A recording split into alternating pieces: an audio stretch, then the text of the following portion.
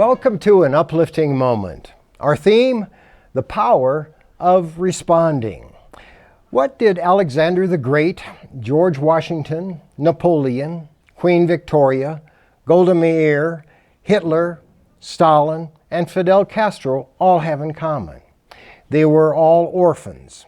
An interesting list of both good and bad leaders. Pierre Renchnik did a study of 300 leaders who had been orphaned through the death of the parents or by severe emotional separation from the parents.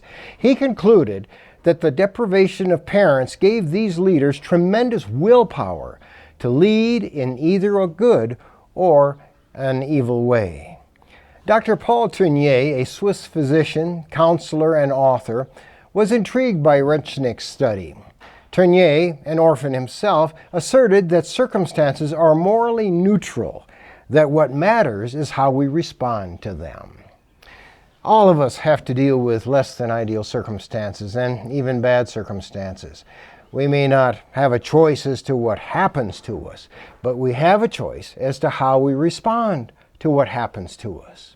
Renchnik's observations concerning the contrast of good and bad orphaned famous leaders shows how bad circumstances can be responded to in very different ways.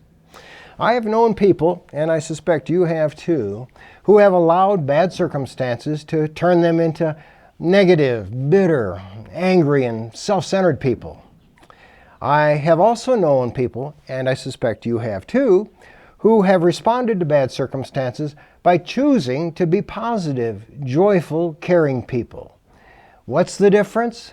The difference is the choice they made, the choice of how to respond to the negative circumstances in their lives.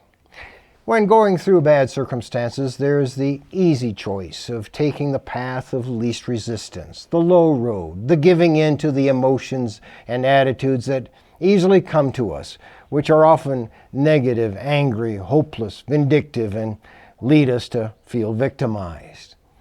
There's another path to take when we go through bad circumstances. It's the high road. It means we resist reacting and are intentional about responding.